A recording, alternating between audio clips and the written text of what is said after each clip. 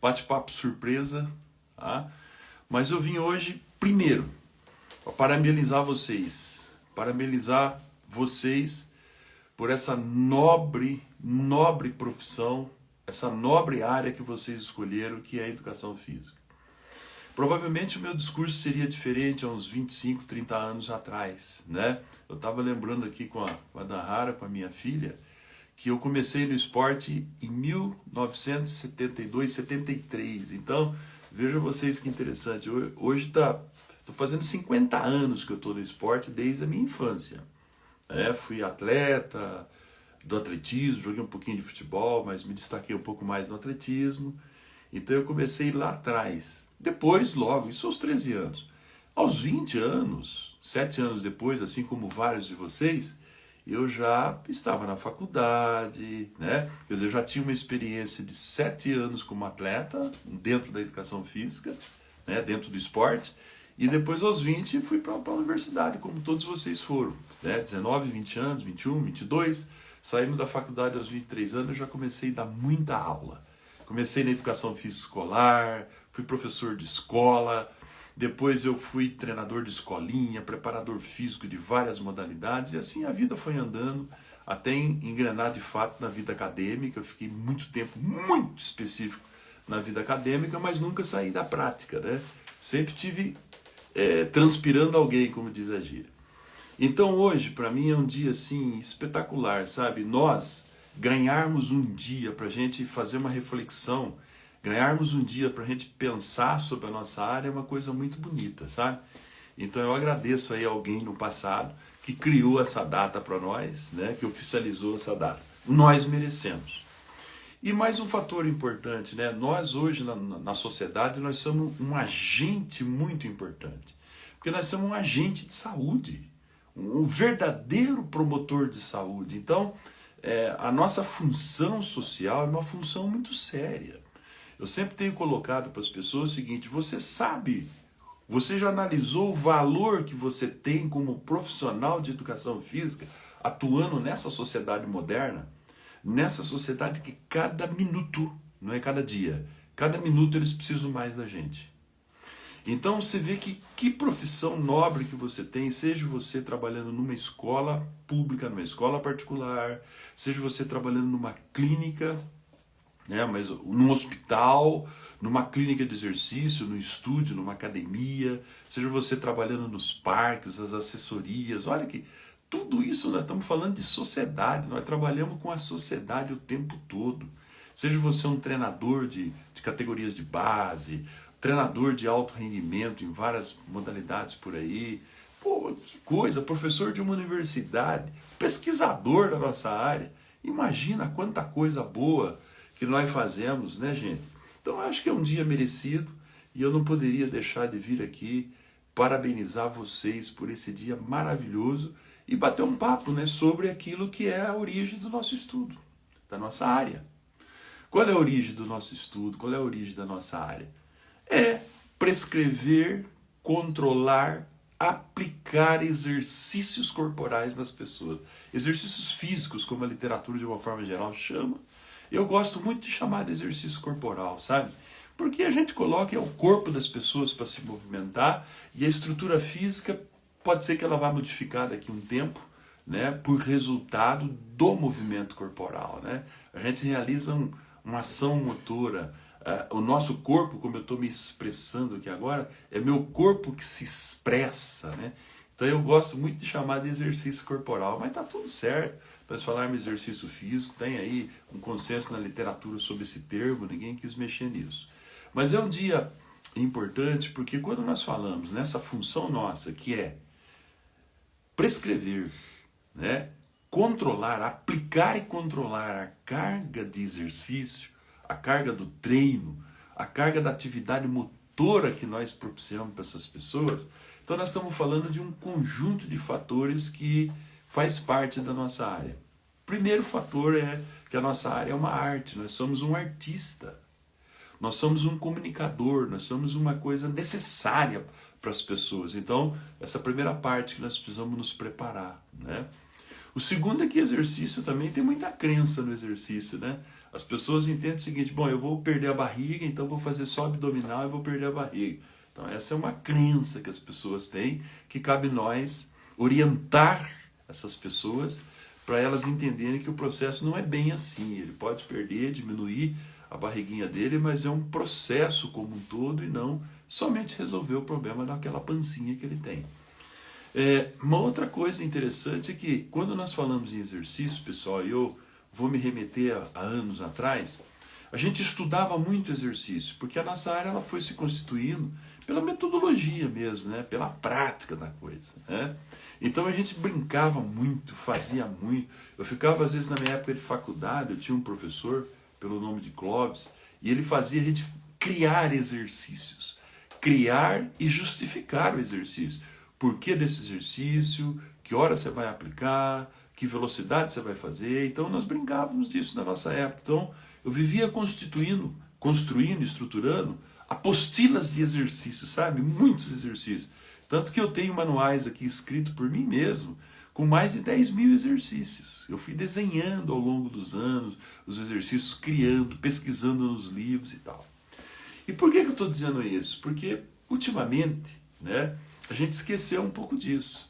É tanto maquinário que apareceu, tantos aparelhos, né? Você entra numa sala de musculação, tantos equipamentos, né, que já vieram prontos.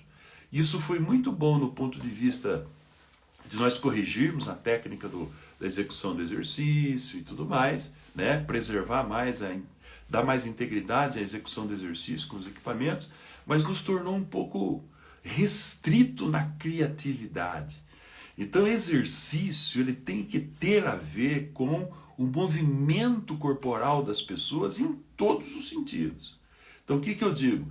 Não só o caminhar, o saltar, o correr, o deslocamento para trás, o deslocamento para frente, os deslocamentos em giros circulares, ondulatórios, o deslocamento para o lado esquerdo, para o lado direito, subir escada, descer escada, flexionar o tronco para pegar alguma coisa. Ou seja, a movimentação natural do ser humano é muito rica. Se nós estudarmos os diversos movimentos que as pessoas realizam, pessoal, durante o dia, e a gente selecionar exercícios para fortalecer o corpo dessas pessoas, para melhorar a mobilidade dessas pessoas, para que elas possam se movimentar com mais segurança, com mais eficiência, com mais qualidade, com um gasto de energia menor, nós já ganhamos, olha, já vamos muito longe. Então essas discussões acadêmicas, né, às vezes nos bancos das universidades, discutindo qual é o objeto de estudo da educação física, né, dessa honra que nós temos de ser professor de educação física. Não, nosso objeto de estudo é o movimento mesmo. Não dá, nós podemos filosofar de todas as formas possíveis. Quando você que está me vendo aí agora, daqui a pouco, depois do almoço, você vai trabalhar. O que você vai levar para as pessoas? Formas de se movimentar. E aí essas formas de se movimentar, pessoal, a literatura criou uma série de termos para isso aí. A gente chama isso aí ou de qualidade motora, ou de capacidade motora, ou alguns de vocês chamam de qualidade física, capacidade física, né? Outros têm até outros nomes mais antigos que eu nem vou colocar em pauta. Então vou chamar agora de variáveis motoras todas, que nós estudamos, e às vezes estudamos ela meio fragmentada. A gente estuda, por exemplo, a flexibilidade, estuda, por exemplo, o equilíbrio, estuda a precisão de uma forma muito separada para entender esse processo, né? Mas, na verdade, isso tudo acontece no contexto do movimento. Então, o nosso negócio é movimento, ou seja, sugerir às pessoas que se movimentem mais do que elas se movimentam no seu dia a dia, e de uma forma sistematizada, organizada, que possa gerar benefício para as pessoas, né? Que benefício? Benefício metabólico, né? Melhora das funções internas e benefício neuromuscular. Pessoal, antes de eu continuar aqui, só pedir para vocês, né? Vai nessa setinha aí, ó, né? E aperta aí para chamar mais gente para vir conversar com nós um pouquinho. Eu vou ficar uns 30 minutos aqui com vocês. Chama mais gente aí. Bom, mas então deixa eu continuar o meu papo. Por que a gente vai, e eu vou pegar erros que até a gente já cometeu, né, mas com a maturidade a gente passa a corrigir. Pessoal, por que a gente acaba, quando vai para o campo da pesquisa, da ciência e tal, do movimento do exercício, e começamos a estudar um montão de outras coisas? Tem hora que às vezes eu estou nessas bancas de mestrado ou doutorado, e a gente percebe o seguinte, que as discussões vão para um lado tão amplo, tão teórico, que elas distanciam muito dessa realidade que nós vivemos no dia. Que essa realidade, a realidade da prescrição do exercício. Tá? Então, veja bem, vamos lá para a universidade estudar a creatina, vamos estudar a farmacologia, vamos estudar a bioquímica, vamos estudar a biomecânica, a fisiologia, vamos estudar gestão, né? Tem pessoas que falam em gestão da prescrição do exercício. Eles vão buscando nomes bonitos, vamos agregando área. Final da história. A hora que você chega aí no parque, onde você vai hoje à tarde, quando você chega lá na academia, as pessoas vão estar te olhando, esperando qualquer coisa novo da sua parte, né, para poder se movimentar. Então veja que interessante que é a nossa área. Agora, não estou descartando os estudos. Todos esses estudos eles servem para quê? Para nos dar respaldo científico acadêmico, para que a gente possa trabalhar cada vez melhor. Cada vez melhor. Então, uma reflexão sobre exercício num dia como esse me levou outro dia a sentar com o professor Abdallah Ashur Júnior, que é um doutor, pesquisador nessa área do exercício, e principalmente da amplitude, da mobilidade, da flexibilidade. Então, a gente tem tramado algumas discussões interessantes, sabe? Agora, discussões acadêmicas, fortes, sobre o que é prescrever exercício para as pessoas. Senta aí uma hora, deita na cama na hora de você descansar e começa a fazer uma reflexão. Espera aí, prescrever exercício. Por onde eu começo? Como? Por que? Quando? Quanto? Já fez essas perguntas para você? Basicamente, você tem uma rotina do seu dia a dia, que você já tem uma prática, você já vem na mente logo alguns exercícios que você vai aplicando, né? Mas algumas perguntas nós precisamos nos fazer no momento da prescrição do exercício. Por exemplo, vamos colocar duas variáveis aqui. Eu vou hoje à tarde dar uma aula de personal training, ou vou dar um treino, seja o que for, né? E eu posso ministrar o exercício de duas formas. Realizar a tensão muscular, tá? Fazer as pessoas tensionar o músculo, tá? De duas formas. De uma forma dinâmica e de uma forma chamada isométrica, ou seja, com movimento e sem movimento. Você viu que eu não usei dinâmico, mas não tive coragem de usar o estático, né? Porque a gente entende que não existe o exercício estático, né? Não tem nada estático.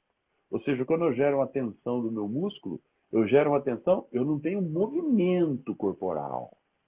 Mas quando eu gero a tensão, tem uma série de componentes dentro da fibra muscular que estão eminentemente ativos.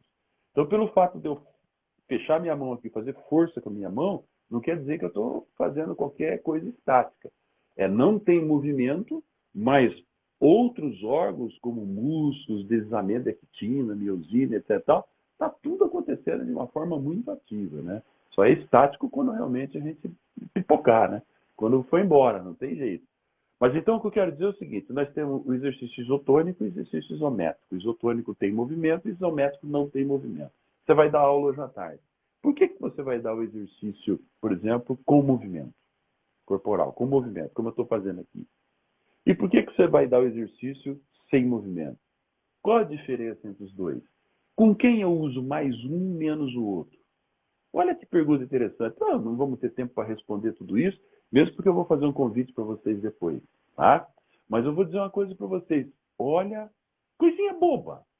Eu vou dar aula hoje para o meu aluninho aqui, já tem 60 anos e tal, e eu faço o quê? Eu faço exercício. Eu faço ele tensionar o músculo de uma forma dinâmica, ou faço ele tensionar o músculo de uma forma, né, sem movimento, isométrico, o que nós chamamos aí na literatura de estático.